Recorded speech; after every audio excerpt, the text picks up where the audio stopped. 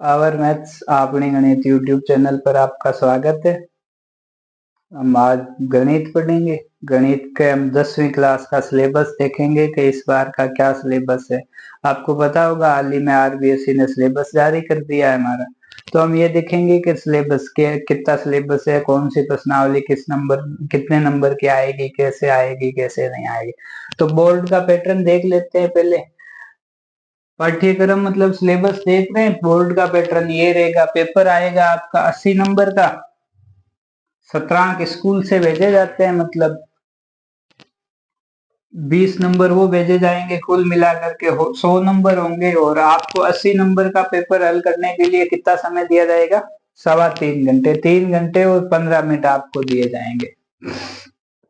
आपने ये देखा है किताब में कि हमारी किताब में कुल कितनी प्रश्नावलियां हैं? 14 प्रश्नावलियां।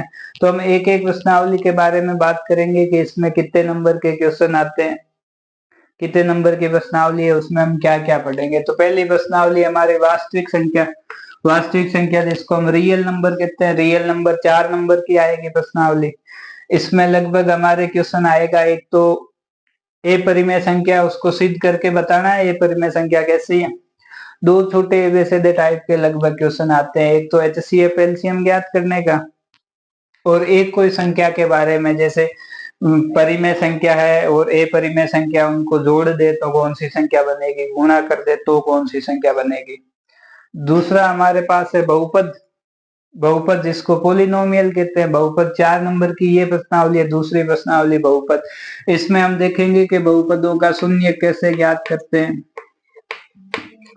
शून्यकों का योग कैसे ज्ञात करते हैं, शून्यकों का गुणन, शून्यकों का योग, उसमें उनका क्या संबंध होता है, वो बातें हम इसमें देखेंगे। तो ये 4 नंबर की प्रश्नावली आएगी बोर्ड। दो चर वाले रैखिक समीकरण, जो कि हम 9th क्लास में पढ़े हैं, इसमें युग्म दिए हुए। दो चर वाले रैखिक समीकरण युग्म है। ये भी 4 नंबर की प्रश्नावली है। उनको कैसे हल करेंगे ये इसमें बताया गया है। तो हल करने के लिए हमारे पास विधियां, एक तो ग्राफ से सीधा हल कर सकते हैं, और बीज गणित में हल करेंगे तो हमारे पास कितनी विधियां हैं? प्रतिस्थापन विधि है, विलोपन विधि है। तो प्रतिस्थापन विधि एक का मान दूसरी समीकरण में रख करके हल करना। विलोपन विधि मतलब दोनों समीकरणों में कोई एक चर को एक जैसा बना दिया, उसको जोड़ने घटाने पे 0 हो गया, फिर दूसरे चर का मान ज्ञात कर लिया। ऐसे द्विघात समीकरण है। द्विघात समीकरण है, उसमें हम देखेंगे मूल कैसे ज्ञात करते हैं, मूलों की क्या प्रकृति होती है, अगर मूल पॉजिटिव आएंगे, नेगेटिव आएंगे, दोनों बराबर आएंगे, दोनों अलग अलग आएंगे, उनके बारे में। ये भी हमारे कितने नंबर की प्रश्नावली है? 4 नंबर की। आपको ये भी पता होगा कि गणित में बीज गणित की एक शाखा होती है, बीज गणित, अलजेब्रा। तो अलजेब्रा बीज गणित में ये प्रश्नावली है, ये और ये बहुपद, दो चर वाले रैखिक समीकरण, द्विघात समीकरण, ये आपको बीज गणित में देखने को मिलेगी। 5वीं प्रश्नावली समांतर श्रेणियां, ये आपके कितने नंबर की है? 6 नंबर की। समांतर श्रेणियां क्या है? समांतर श्रेणियां मतलब अरिथमेटिक प्रोग्रेशंस। इसको हम सीरीज कह सकते हैं कि एक प्रकार की संख्याओं की सीरीज होगी, उस सीरीज से देखेंगे कि संख्या आगे कैसे बढ़ती है। इसमें हम देखेंगे कि कोई सीरीज है, उन संख्याओं का योग कितना होगा। कोई योग दे दिया आपको के 1 से लेकर के 20 तक, ये इस प्रकार की सीरीज है। जैसे आपको कह दिया 4, फिर 8, फिर 12, तो मतलब 4 के अंतर का सीरीज दे दिया, उसमें आपको कह दे nवां पद ज्ञात करने का। योग कितना है, जैसे आपको कोई कह दे कि 1 से लेकर के 50 तक विषम संख्या, उनका योग कितना है, तो वो सारी बातें हम कहाँ सीखेंगे? समांतर श्रेणियों में सीखेंगे। और ये हमारी नई प्रश्नावली होगी, क्योंकि यहाँ 9th तक हमने ये नहीं पढ़ी है, तो ये हमारी नई प्रश्नावली होगी। त्रिभुज जो 9th में पढ़ा है, उससे थोड़ा आगे बढ़ेंगे। 9th में हमने ये पढ़ा कि सर्वांग सम कैसा होता है। अब हम पढ़ेंगे समरूप कैसे होते हैं, समरूप करने की क्या क्या कसौटियां होती है। तो इसके बारे में ये भी हमारी प्रश्नावली कितने नंबर की आएगी? 4 नंबर की आएगी। निर्देशांक ज्यामिति, ये 7 नंबर की प्रश्नावली। निर्देशांक ज्यामिति में हम एक तो दूरी सूत्र देखेंगे, किन्हीं दो निर्देशांक बिंदु दे रखे हैं, उन बिंदुओं के बीच की दूरी क्या होगी, एक हम देखेंगे उसमें दूरी सूत्र देख लिया, और एक विभाजन सूत्र देखेंगे, मतलब अनुपात देखेंगे कि ये रेखा किस भाग में उसको विभाजित कर रही है। तो निर्देशांक ज्यामिति में ये पढ़ेंगे, 2 टॉपिक होंगे, 7 नंबर के होंगे। ये भी हमारे लगभग नई प्रश्नावली है। निर्देशांक के बारे में हमने पढ़ रखा है, दूरी ज्ञात करना और विभाजन ज्ञात करना थोड़ी हमारी नई प्रश्नावली रहेगी। त्रिकोणमिति का परिचय, ये भी एकदम नई प्रश्नावली है हमारे पास, ये 8 नंबर की आएगी। त्रिकोणमिति से संबंधित 2 प्रश्नावलियां, त्रिकोणमिति के कुछ अनुप्रयोग और त्रिकोणमिति के परिचय। तो इसमें 8 नंबर की प्रश्नावली ये आएगी, 9वीं प्रश्नावली 5 नंबर की आएगी। तो कुल मिलाकर के दोनों प्रश्नावलियां कितने नंबर की हो रही है हमारी? 8 5 13 नंबर की प्रश्नावली आएगी। ज्यादा इसमें कुछ नहीं है, आपने नाम सुना होगा, एक समकोण त्रिभुज है, समकोण त्रिभुज की भुजा है, उन भुजाओं का अनुपात लेंगे, उन अनुपात को कुछ एक नाम दे देंगे, जैसे sine theta, cos theta, tan theta. उन्हीं नामों को हम क्या कह रहे हैं? त्रिकोणमिति कह रहे हैं। और उसी त्रिकोणमिति में के बारे में हम आगे पढ़ेंगे। घबराने की बात नहीं है, सरल प्रश्नावली है। अगर समझ में आ गई तो आपके 13 नंबर पक्के, अगर समझ में ना आई तो दिक्कत है, परंतु आप चिंता ना करें, समझ में आ जाएगी। त्रिकोणमिति के कुछ अनुप्रयोग, जैसे मैं आपको एक उदाहरण बताता हूं। मान लो हमें किसी पहाड़ की ऊंचाई ज्ञात करनी है, उस पहाड़ के ऊपर तो हम चढ़ सकते हैं मान लो किसी भी प्रकार से, परंतु ऊंचाई तो एकदम सीधी ज्ञात होती है, परपेंडिकुलर, तो परपेंडिकुलर दूरी हम नहीं देख पाते।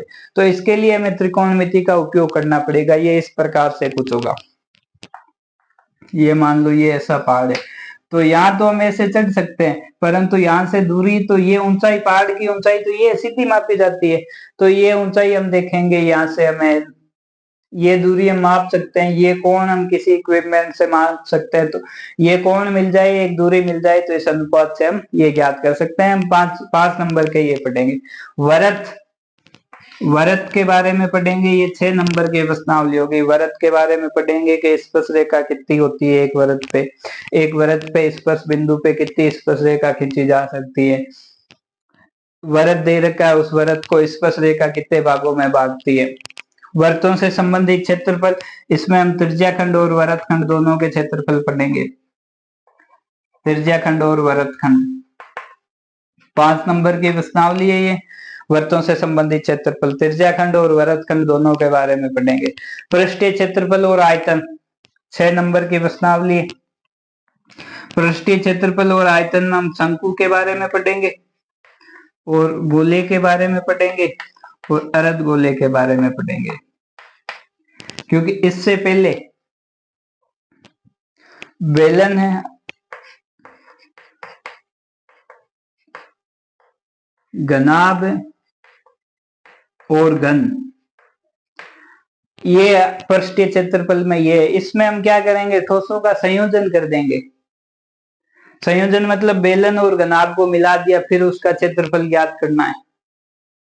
या हमने शंकु और बेलन को मिला दिया, शंकु के ऊपर गोला रख दिया, फिर उसका क्षेत्रफल ज्ञात करो, आयतन ज्ञात करो। तो उसके बारे में हम 6 नंबर की प्रश्नावली होगी, उसके बारे में पढ़ेंगे। सांख्यिकी 13 नंबर की प्रश्नावली है। सांख्यिकी में हम ये ज्ञात करेंगे, माध्य कैसे ज्ञात करते हैं, माध्य कैसे ज्ञात करते हैं, बहुलक कैसे ज्ञात करते हैं, वो भी कौन से डेटा के? वर्गीकृत डेटा के। ए वर्गीकृत डेटा के तो हमें ज्ञात करने आते हैं, माध्य, माध्यक, बहुलक, या हम वर्गीकृत डेटा के पढ़ेंगे। और ये प्रश्नावली सबसे ज्यादा नंबर की है, मार्जिन ज्यादा रखती है, 13 नंबर की प्रश्नावली है। प्रायिकता 4 नंबर की प्रश्नावली है। प्रायिकता के बारे में नॉर्मल छोटे छोटे क्वेश्चन होंगे कि प्रायिकता किसी काम को करने की क्या प्रायिकता, क्या चांस होते हैं। प्रायिकता सीधा सीधा मतलब आप ये समझो कि प्रायिकता का मतलब है चांस क्या है किसी काम को करने का। जैसे मान लो मैंने एक सिक्का फेंका है, तो सिक्का सही गिरेगा या उल्टा गिरेगा, हेड आएगा टेल आएगा, उसकी क्या प्रायिकता है। तो एक सिक्का फेंका, एक सिक्के के 2 पहलू है, तो 50% प्रायिकता हो गई कि 50% हेड आ सकता है, 50% टेल आ सकता है। तो ये इस प्रकार की हमारे 80 नंबर की प्रश्नावली है। एक बार दोबारा देख लो, पहली प्रश्नावली 4 की, दूसरी प्रश्नावली 4 की, तीसरी प्रश्नावली भी 4 की और चौथी भी 4 की। 5वीं प्रश्नावली 6 नंबर की, छठी प्रश्नावली 4 नंबर की और 7वीं प्रश्नावली 7 नंबर की।